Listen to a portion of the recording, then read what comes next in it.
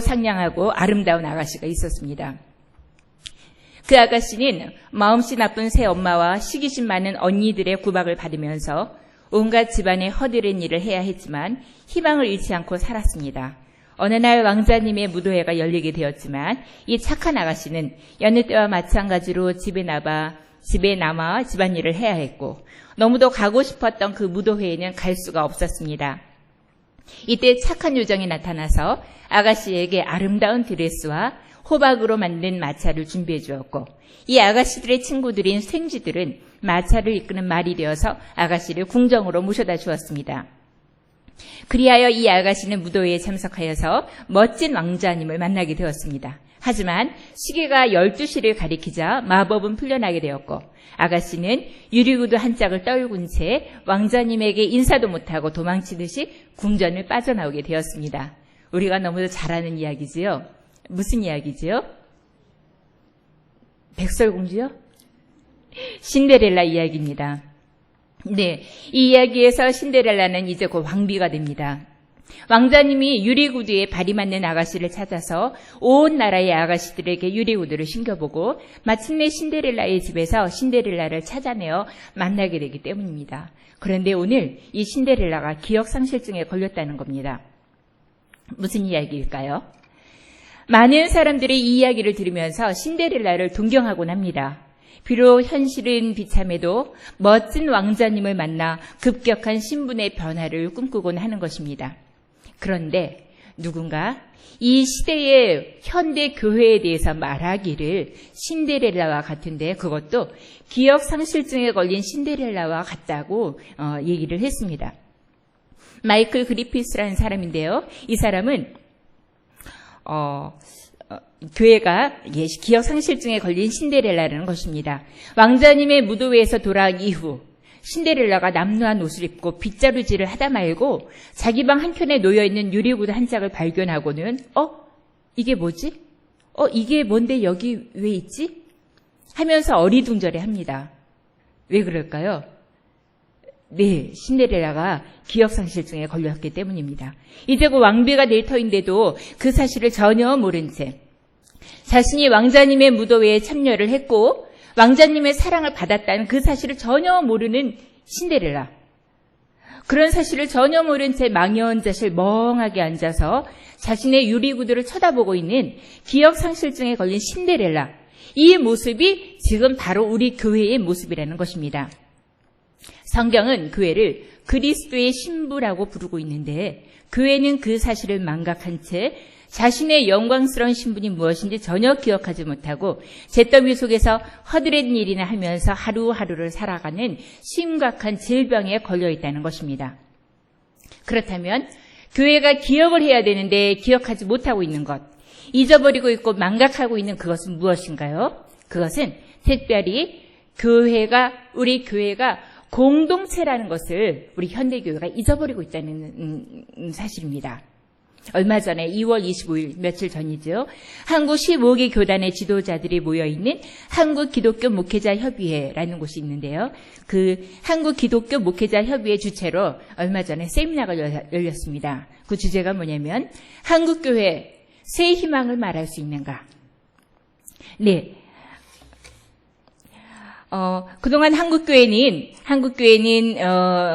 양적인 성장이 둔화되기 시작을 했고 사회적으로 신뢰를 잃어가고 있습니다. 그래서 빨간불이 켜졌다고 진단을 받고 있습니다. 한국교회는 주로 1960년대 이후에 급성장이 이루어졌고 제가 중고등부 다닐 때, 청년부 다닐 때 70년대, 80년대만 해도 제가 다녔던 교회도 우리 학생들이 굉장히 많았고 청년부도 굉장히 부흥을 했어요. 아마 이 한국교회도 70년대, 80년대에는 굉장히 많은 청년들이, 젊은이들이 교회에 바글바글 우글거렸을 것으로 얘기를 들었고 그렇게 생각을 합니다. 그때 굉장히 많은 수의 사람들이 교회로 몰려들어왔습니다. 한국교회 성장 주로 그때 이루어졌습니다. 그리고 이는 전 세계적인 그 세계 선교 역사상 유례를 찾아볼 수 없는 아주 급격한 성장의 한 예로 손꼽히고 있습니다. 전 세계적으로 한국교회만큼 그렇게 급성장한 교회는 없다라고 평가를 받고 있습니다. 그런데 지난 1995년부터 2005년도 90년대 하반기 이후부터 지금까지 카톨릭 신도는 무려 220만 명이 늘어난 데 비해서 우리 기독교는 14만 4천 명이 줄어들었다고 합니다.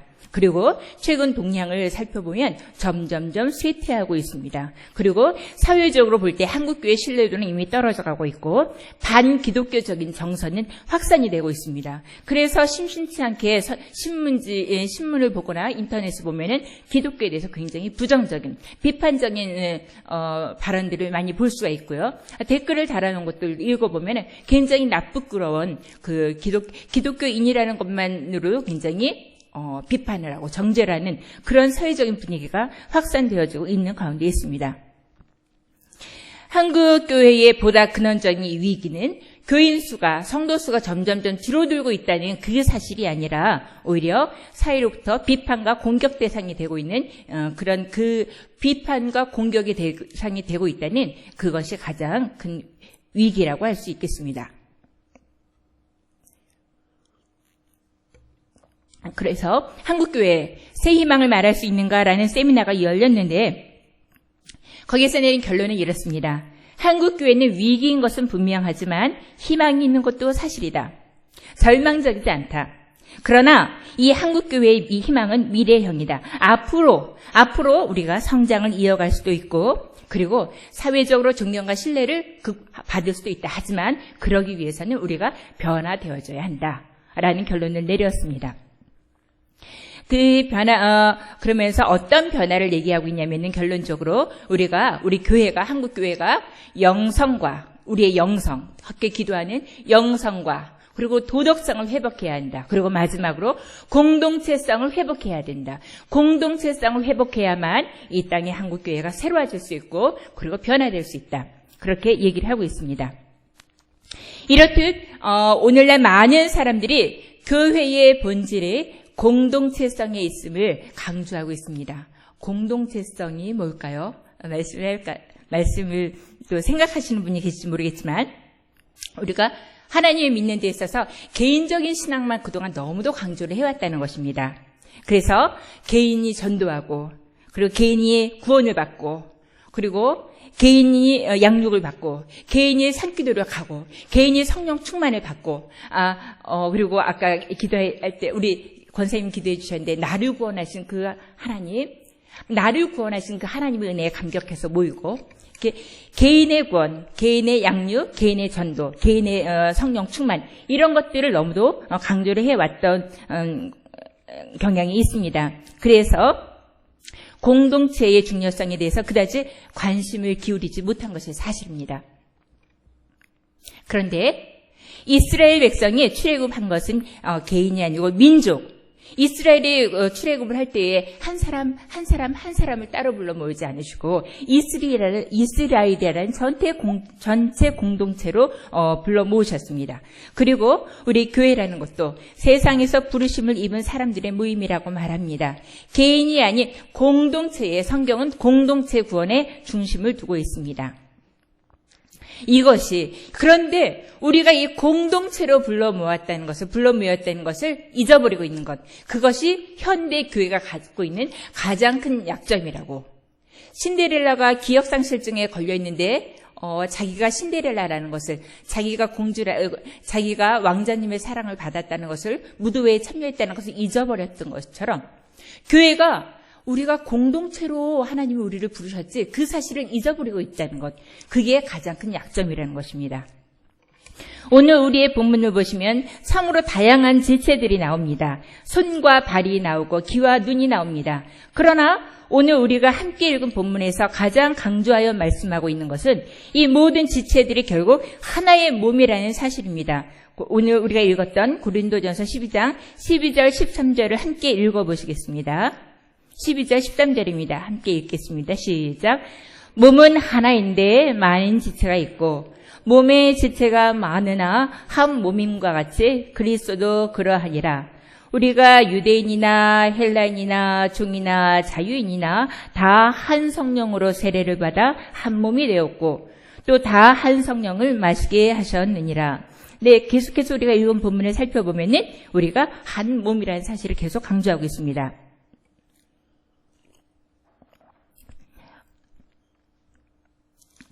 제가 대학 다닐 때에 그 연극반을 활동을 한 적이 있습니다. 연극반 활동을 하는데 그 연극반 훈련 중에 하나가 무엇이었냐면은 날마다 운동장을 뛰면서 발성 연습도 하고요. 대본 연습도 하고요.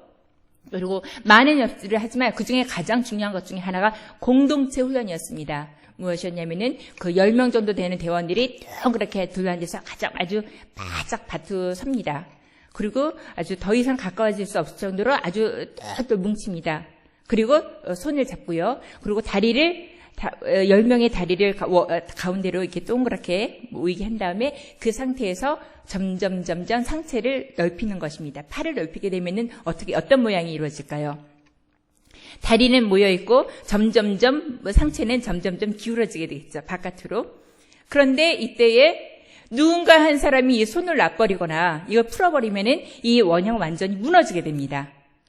그래서 무너지지 않기 위해서 서로가 서로의 힘을 잡고 그리고 너무 내가 빨리 풀어버리면은 이 원이 무너지기 때문에 천천히 박자에 맞춰서 호흡에 맞춰서 천천히 펼치는 겁니다. 그러면은 혼자서 만약에 그 각도로 누워있게 되면은 넘어질 수밖에 없는 상황이지만 서로 손을 잡고 끈끈하게 뭉쳐있기 때문에 다리는 가운데 모여있고 몸은 완전히 하늘을 향해서 펼쳐진 상태로 그 공중에 붕 떠있게 됩니다. 서로가 서로를 붙잡고 있는 그 끈으로요.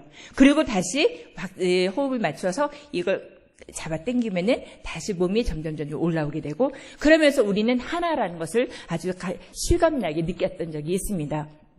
그때 누군가 한 사람이 이걸 나 힘들어. 팔에 힘이 빠지는 것 같아 하면서 만약에 이 팔에 힘을 놔버렸다면 우리는 그런 원을 이룰 수 없었을 것입니다. 우리가 하나라는 것은 그렇게 서로가 서로에게 의지하고 한 몸을 이루고 있다는 사실입니다. 그런데 우리가 이 교회가 이렇게 한 몸이라는 사실, 한 공동체라는 사실이 왜 중요하냐면요. 첫 번째, 이 공동체는 그리스도인의 존재 방식이기 때문입니다. 우리는 그리스도인이 되었잖아요. 그리스도인이 되었기 때문에 세상의 사람들과는 전혀 다른 방식으로 살아야 합니다. 그런데 우리가 살아가야 될 방식이 공동체의 삶의 방식이라는 것입니다. 그리스도인은 결코 혼자서 살 수 없습니다. 하나님이 그렇게 만들지 않으셨습니다. 하나님은 창세기 2장 18절에서도 사람이 독처하는 것이 좋지 못하다고 말씀하셨습니다. 이 말씀은 단지 결혼관계만을 의미하지는 않았습니다. 하나님은 사람을 처음 만드실 때부터 혼자서 외롭게 사는 것보다 다른 사람들과 의미 있는 관계를 맺고 사는 것이 좋다고 말씀하셨습니다. 그래서 혼자서 그냥 예배드리고 신앙생활을 할 때는 느끼지 못했던 그런 기쁨을 같이 공동체에 들어와서 같이 교제를 나누고 섬기는 가운데에 굉장히 나의 자존감도 높아지고 그리고 내가 봉사할 수 있는 영역도 발견하고 그리고 교회 봉사를 하면서 막 기쁨이 솟아나죠. 그거는 우리가 공동체로 부르심을 받았기 때문입니다. 그러므로 성숙한 신자가 되려면 다른 성도들과 함께 인격적인 관계를 맺어야 합니다. 우리는 혼자서 살 수 없는 존재입니다. 그리스도인은 그렇게 만들어져 있습니다. 두 번째, 공동체는 철저한 제자도의 실천 방식이기 때문입니다. 산상수훈은 예수님이 말씀해 주신 산상수훈에서 원수까지 사랑하라는 것은 이 산상수훈의 핵심적인 교훈입니다.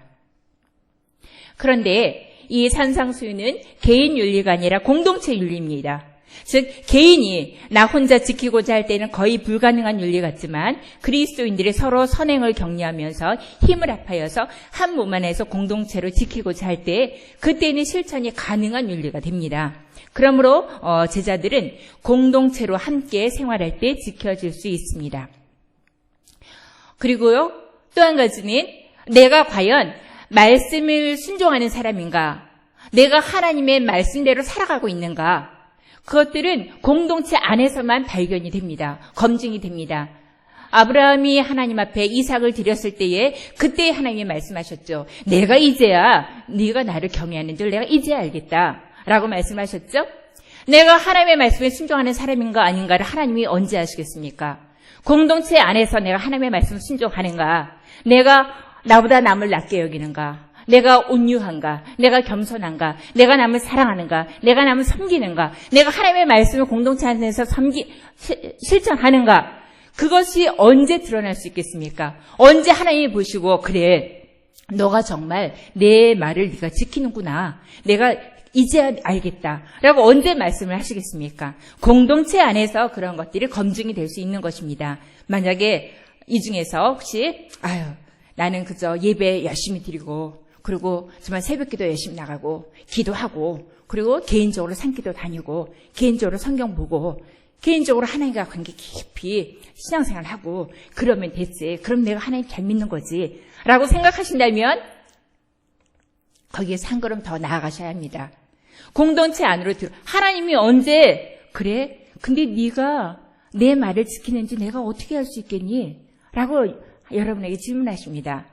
여러분이 개인적으로 성경을 아무리 많이 읽고 수백 독을 하시고 수백 구절을 암송하고 아무리 뜨거운 산상기도 열심히 열정적인 기도를 한다 할지라도 공동체 안에서 여러분의 믿음이 여러분의 그 성품이 검증되지 않는다면 하나님은 여러분이 이제야 네가 나를 경외하는 줄 내가 알겠다라고 말씀하실 수가 없는 것입니다.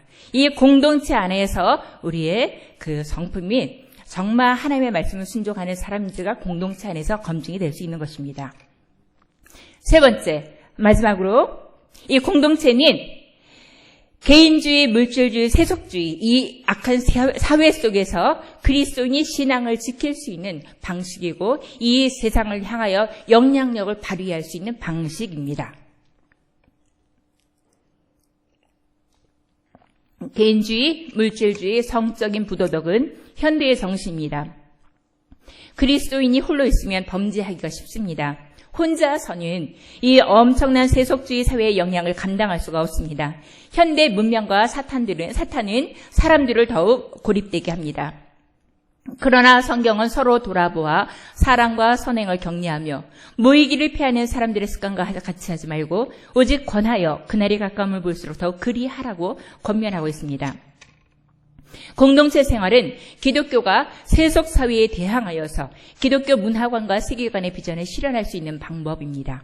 세속 사회를 변화시키기 위해서 그리스도인이 개인적으로 할 수 있는 일은 거의 없습니다. 그러나 세속 사회에 영향을 주고 그 속에서 하나님 나라를 확장해 나가기 위한 가장 효과적인 방법으로 믿음과 생활 체험을 공유하는 이 공동체 생활이 있습니다. 제가 이전에 또 어린이집 생활을 한 적이 있는데요. 공동육아라는 곳이었습니다. 그곳의 교사들과 부모들은 일반 사회에서 이루어지는 어린이집 교육에 불만을 갖고 그것이 온전한 너무 재능 위주로 너무 이렇게 학습 위주로 아이들을 자연으로부터 격리시키고 너무 아이들의 인성을 파괴하는 그런 교육이 이루어지고 있다고 생각해서 자기네들끼리 모였습니다. 그래서 자기네들이 정말 자연과 정말 이렇게 가장 자연스럽게 인성교육에 치중을 하면서 그런 교육기관을 세웠습니다. 그런데 놀라운 것은요. 성미산이라는 곳이 있었는데 그 나라에서 개발을 하겠다고 발표를 했습니다. 그런데 그 성미산 자락에 있던 그 어린이집이 반발을 하기 시작했습니다. 성미산은 우리 아이들의 놀이터이다. 이 도시 사회에서 우리 아이들이 자연을 만끽할 수 있는 성미산인데 이 성미산을 빼앗길 수 없다. 그런 생각에 그 부모들이 투쟁을 벌이기 시작을 했습니다. 그래서 성미산 자락 꼭대기에 올라가서 부모들이 천막을 쳐놓고 그리고 그 날마다 부모들이 돌아가면서 순번을 정해서 돌아가면서 그 산에서 내려오질 않는 것입니다. 그리고 결국은 그렇게 해서 결국 나라에서 그런 성미산을 그대로 보존하겠다. 그렇게 그 부모들이 모여서 우리 아이들의 놀이터는 우리가 지켜야 한다. 그런 마음으로 사회에 대항을 하였고요. 그리고 또 그들이 모여서 사회법을 변화시키고자 하는 사회법을 바꾸자 이런 모임을 또 갖고 계속 의논하고 연구를 하는 모임을 갖고 있었습니다. 그들이 믿지 않는 부모들이었지만 그러나 내 아이를 지키기 위해서 아주 피 흘리는 그런 투쟁하는 모습을 보면서 결코 혼자서는 그런 싸움을 할 수가 없었습니다. 하지만 그들이 함께 모였을 때 사회의 목소리를 낼 수 있었고 그리고 사회로부터 우리 아이들을 지킬 수 있었고 그리고 사회를 변화시키는 그런 영향력 있는 모임을 그들이 구성하였다는 사실입니다. 우리 교회 역시 이 사회를 향하여서 그런 영향력 있는 모임이 되어야 할 것입니다. 특별히 현대 이 세속주의는 사단이 장악하고 있는 그 도구 중에 하나는 돈이죠. 물질로 사람들을 휘어잡고 물질로 사람들을 끌어가고 있는데, 그리고 현대 사회에서 신실한 그리스도인들이 타협하지 않고 신앙을 지키려고 하지만 경제적으로 타격을 가하게 되면 여지없이 무너지는 경우가 많습니다. 직장에서 부정을 행하지 않기 위해서 그리스도인대로 살기 위해서 타협하지 않았더니 어떻게 됩니까? 결과는 직장에서 잘되게 됩니다. 그런 경우들이 많기 때문에 양심을 지키기 위해서 아닌 건 아니라고 말하고 싶지만, 그러나 사회에서 돈을 가지고 물질을 가지고 목을 죄어오면서 공격을 하면서 핍박을 가하면서 우리를 자를 때, 우리가 난 한 사람으로 따로 있을 때는 그 거대한 악한 세속의 영향력이 우리가 맞설 수 없게 됩니다. 그런데 이때 우리가 공동체로 모여 있다면 우리는 힘을 낼 수가 있습니다. 예를 들어서 그리스도인들이 공동체로 살아갈 경우 우리끼리 공동체 기업의 형태를 갖출 수가 있습니다. 그렇지 않더라도, 공동체 기업을 하지 않더라도 적어도 헌신된 서너 가정, 한 4-5가정 정도가 힘을 합쳐서 그렇게 정의를 위해서, 그리고 그리스도인으로 살기를 위해서, 양심을 지키기 위해서 이렇게 잘린 가정이 있다면 그 가정의 생계 문제를 그 한 공동체에서 책임을 지는 것입니다. 우리가 생각하는 공동체는 그저 일주일에 한 번 모여서 예배를 드리고, 모여서 식사 한번 같이 하고, 일주일에 한 번 모여서 구역 모임을 하고, 그 정도의 공동체가 아니라는 것입니다. 코이노니아는 생계를 책임지는 그러한 모임이라는 것입니다. 그런 공동체라는 것입니다. 그래서 최소한 4가정이 상호 긴밀한 헌신을 통해서 작은 공동체로 살아간다면 신실한 우리의 믿음의 선한 양심을 지킬 수가 있게 됩니다. 이러한 공동체는 이렇게 마지막 때의 삶의 방식이라고 할 수 있습니다. 오늘날 여러 가지 부정적인 모습으로 인해 비난과 정죄를 받고 있는 교회, 이 교회가 오늘날 그 본래의 모습을 회복할 때, 공동체의 모습을 회복할 때 우리가 이 사회를 변화시킬 수 있고, 그리고 교회의 본래의 모습대로 살아갈 수 있게 되는 그런 원동력을 우리가 제공받게 됩니다. 그런데 우리는 하나님이 우리를 공동체로 부르셨다는 그 사실을 까마득하게 잊어버린 채 그저 일주일에 한 번 모여 예배드리고 헌금 드리고 그리고 구역 예배 정도에서 만족한다면 그것은 하나님의 꿈을 우리가 놓치고 있다는 사실입니다. 우리가 공동체로 살아갈 때 한국교회는 더욱 건강해질 수 있을 것입니다. 우리가 지금 이 모습 이대로가 아니라 공동체로 살아가는 한국교회 모습을 꿈꾸는 저희들이 되었으면 좋겠습니다. 같이 기도하겠습니다.